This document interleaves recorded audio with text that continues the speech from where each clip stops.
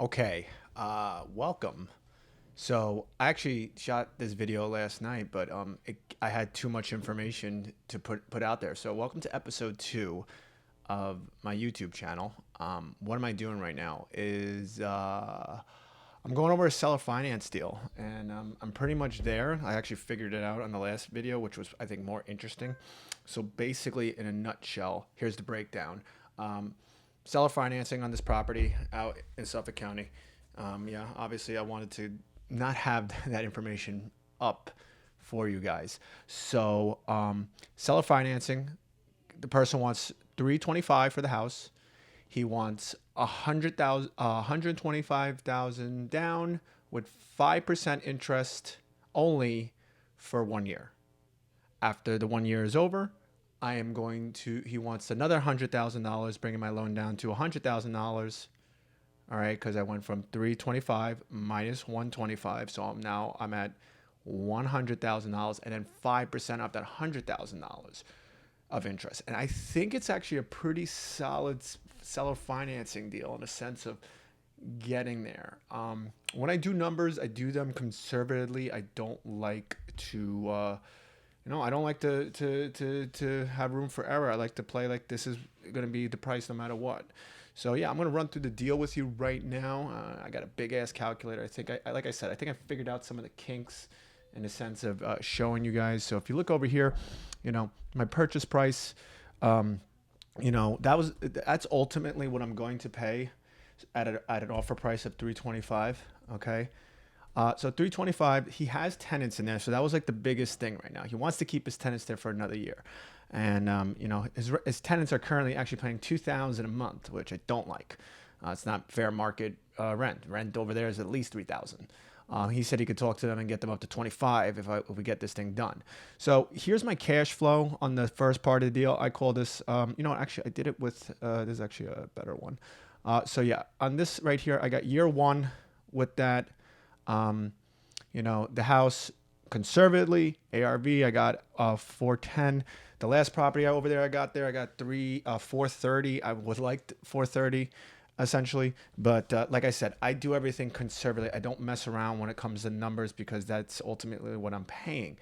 So, breakdown cash flow up here. And this is my calculator that I built myself from my coach. So my coach gave me the first calculator, and then I have built it into myself in a sense of how you gonna understand this calculator. That's you have to know how your calculator works. And yes, I run into many freaking problems when it comes to the calculator. By the way, it sucks. Anyway, so offer price was 325 so far. If I get it today, he's collecting $2,000 a month. Okay, the insurance, it's in a flood zone, so it's around 220. I wouldn't even be surprised it's even 230. So we'll jack that up. So I do have vacancy loss, X cap, and repairs. So these are percentages. Generally, I like to have them at a certain number, but I'm just gonna really play it tight right now, and I don't like to do that. But in this market and to get a house, it's tough. It's tough. It's not saying it's impossible, but I'm willing to take the risk of what's going on because ultimately, like the repairs and the X cap, so that's like little renovate, a little fix up like plumbing and stuff like that. But X cap is like, oh, I know I'm going to change the roof. But when I get this house in my hands and the tenants out, I ultimately want to get rid of those tenants in year two and do a $50,000 rehab. So, and then my X cap always goes pretty much down from there, but I always keep something in the repairs. So we should keep repairs at least at like five. Now let me save $100 a month, but it doesn't matter. My rent, by the way, just all goes into one bank account. I don't use any money essentially to buy things in my life. Real estate is this cycle that I go through. People are like, "Oh man, you got all this money." Like, not really. I don't. I really don't. I keep cycling it right now because I'm in the beginning stages. I don't collect and use my money. If anything, I use the money for business expenses like marketing and stuff like that. But anyway, yeah, that's just my take on it. And I'm always going to have money in a sense of for my real estate. I throw in the bank. So the seller financing, let's break it down. All right. So he wanted 325. He wants 325,000. $125,000 down payment with a 5% seller finance for 1 year. So he's going to make this individual is going to make $5,458 of interest. I mean, listen, that is pretty damn good. So I'm not paying in principal, of course. I'm not paying the $17,122. I'm going to pay just interest only. Okay, so let's go back to over here. Oh, that's my calendar. Let's bring this over here so we got a little bit better outline of what's going on here. All right, so yeah, let's scroll down a little bit. So yeah, 125,000 for that. The legal fees, I put about $3,000. That's when my attorney normally closes. I don't think I'm gonna have really closing costs. Well, I am. My remodel budget, and then this person KV, I know who he knows who he is, but he's my wholesaler. All right, he's the one actually facilitating this because the seller is from India and KV is from India as well. So I actually put the offer in, and the guy did not accept my offer, but I got KV and this guy together, and they actually know each other. I mean, like, not know each other personally, but their families do back in India. So I'm like, what world am I living in? Like, what freaking world am I living in? But anyway, I got to compensate my wholesaler. I mean, for God's sakes, he wouldn't even bring this seller financing deal wouldn't be there because there's that language barrier. And the seller's very, very smart. He's a doctor. It's just we got the language barrier. You just need somebody to speak their language. Like my family's from Italy. When I talk to my father understands majority of things. But if you talk to him in Italian, forget about it. He's it's like that. It's just second nature. That's like me as an Italian going to Italy and trying to understand stuff like that. I'm only going to get so many bits and pieces because I understand that. So year one is tight. All right. The grand scheme of things is that I am going to break even with this if I go ahead with this. But let's say, yep, I get those tenants at $2,500 and my cash flow literally almost at $700. But again, I don't screw around with numbers. All right. Which actually brings my cash on cash return about 5.8%. Listen, this is New York, man. It's tight. But anyway, let's go conservatively. Now, it's year two. The tenants are now out, hopefully. But if I was to break down the deal now, all right, I remove the tenants. All right, I'm going to have vacancy. So I'm going to at least have, let's put, oh man, I don't have my rehab calculator over here. So my rehab is over here. Let's put 3 months of rehab. I'm gonna have a builder's risk policy. My property taxes is not going to be that. All right, my taxes is gonna be $700. All right, so $8,000 roughly, plus the $50,000 is what I'm gonna be holding for 3 months. Actually, really $9,000. All right, to redo the house. All right, so I'm gonna lose $8,000, and I'll put that with the rehab to make this transaction more simpler for me. All right, and oh wait, no, wrong one. So second year, I get the tenants out, and I do Section 8. Section 8 is great. If anybody told you otherwise, they're foolish. But anyway, it's year two now. Okay. I'm going to do seller financing. So there's $200,000 left in the deal. I mean, I have to owe him. I pay him another $100,000. And then, yeah, that's my interest he's going to get. So he's roughly going to get, let's do the math. So big ass calculator. All right. So go back, 558 plus $2,720. So he's going to get more or less, he's going to get $8,200 in interest. Not bad. Not bad. But let's keep the deal simple in a sense of, okay, they're still paying the $200. And now, yeah, this thing starts to get much better in year two. But now let's go to year three. Okay. Now we're going to the traditional route. I own the house outright. Okay. I have put that now with the interest was $8,200. So $2,500. So here, I'll do it with you guys. So $325,000 plus that. And that's what I'm in at all with the house. So I'm at $332, 333,000 and 200. Sounds good. Sounds good. All right. So let's run the deal now that I own the house outright and I paid everything off. My rental income, my insurance. I think ultimately, bam, I'm at a 9%. No down payment, by the way, because the house is now paid off. But I did do a remodel budget of 60 grand. That's including his interest. I just want to make everything more essentially. Oh, let's see. I want to see what it says if I just paid him out. Okay, so this is realistically what it looks like. Okay. For the last year. Okay. So in total, I will have the $333,200 plus the $60,000 of the rehab, and the rehab and that guy's interest. So all in, I'm at $393,200. Now, like I said, I am playing super conservatively. This ARV is 410,000. Okay, so let's play it all conservatively, Daniel, because we don't mess around with stuff like this. All right, and listen, and this is a long-term play. I can just hold the house. Doesn't mean I have to cash out on it.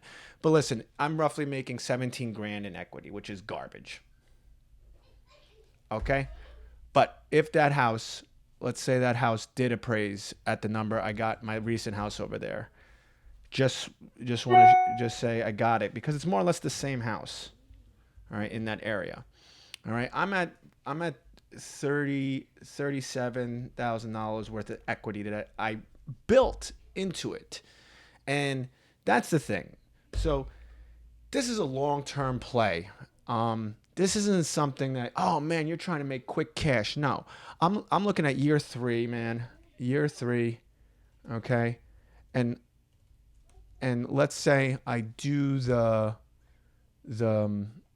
whole entire shebang of getting the loan. So the house value is at that. We're gonna do what is real quick. So the house value is at 410. Let's say it is at 410 because I'm gonna cash out on it times 70% loan to value. All right. So roughly my loan on this would be 287,000. So let's go over here. So 280,000. Okay, that's my cash flow. Now let's say down payment to no, we got a minus. We have to, let's use the big ass calculator, right folks? Big ass calculator. Got the big ass calculator. So 410, okay, minus 287, $287,000. Okay, so that leaves technically that much into the deal. So that will be the down payment as technically as the refi. Okay. So with the refi, let's obviously do this right. So 410 now I'm at. Okay, I'm collecting $3,200 for that.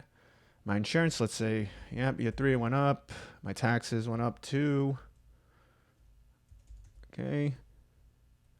Go back here. So down payment is 120. Boom. Okay. So my mortgage payment is roughly $1,900, and I want to keep things simple. I don't want to go bananas here. Like I said, I play everything conservatively, and then I put that 1, 3, 4. Okay, there was no remodel budget in there this time. All right, and now I'm at 0. But no, don't forget the equity that I did built in there was 17 grand. So realistically, is this a good deal? In my eyes, no, it's not. If I'm able to get that ARV up, maybe things will be differently. But my cash flow stinks. What kills me about this property is it's actually a solid house in that sense. But how are you gonna make this work? Well, the only way to make things work, you can't. Oh wait, I'm missing one piece of the puzzle. Hold on. Because I copy and paste this, let me move over to year 2 with you guys. Let's just copy everything over. So offer price, that, okay. Rent, because sometimes the calculator screws up when you copy and paste, because I don't normally have these many rows in here. But yeah, let's put the insurance at 235 now. Insurance went up, taxes went up. Okay. My mortgage payment. Oh wait, hold on one second. I gotta go back to my mortgage payment because I know it's wrong. Well, maybe it would be that, but we're gonna see how the future. Let's roll the dice a little bit on this one. So I'm gonna put 6% for my interest, because I do believe, listen, interest rates do need to come down by 2025, 2026, 2027. By then, I really think we should be back in the fives. And listen, this is just me rolling the dice. Who knows? And listen, you got to understand something too about real estate too. Especially here in New York. Not to say I think this way in this capacity, but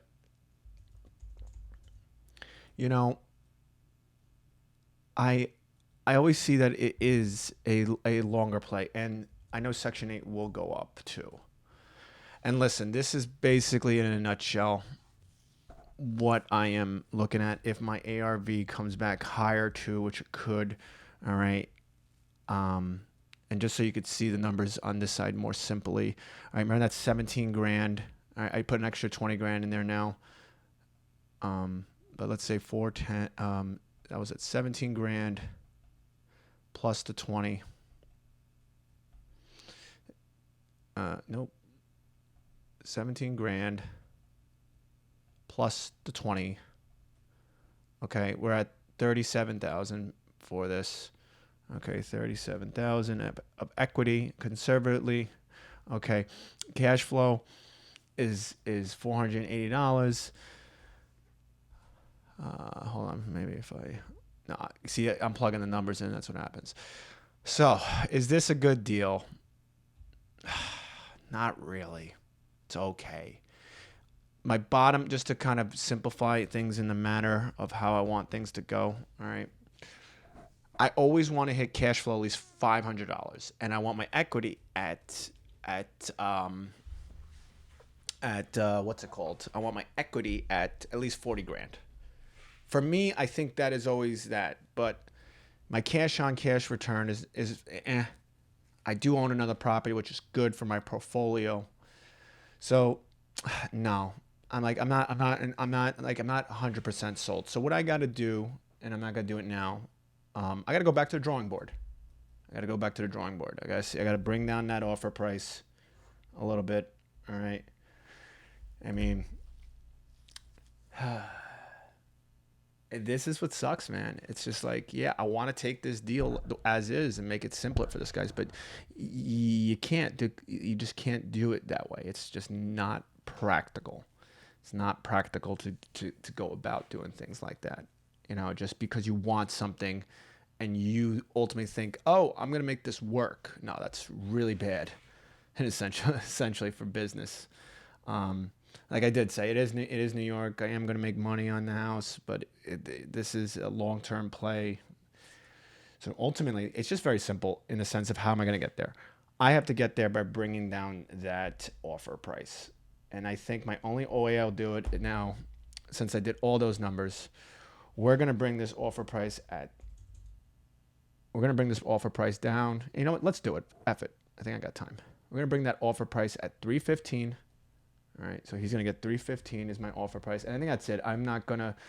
I've been going back and forth with this with the guy, and he's a sweetheart too, which it's tough. Well, that's not tough. It's good. It's good when you got somebody like that. I rarely do you get involved with stuff like that. All right. So in the first year, listen, I will be okay. I will break even more or less. If that rent goes up, I'll make $738. All right. Cash flow. Let's fix this back to the original ARV because I was speculating there. Okay. All right. So basically, in a nutshell, if I keep the house as is, and this equity is without the rehab, so we got to put the rehab budget in there. Okay. So yeah, my equity is at 25,000, and right now, if I'm able to keep this deal the way it is, yeah, it'll be pretty. Yeah, I'm okay with that actually, but no rehab budget. Let's go into year two again. Okay, we brought down the loan amount. All right. So if I still continued as he wanted it that way, so we did the 315 instead, and I gave him the 315, right?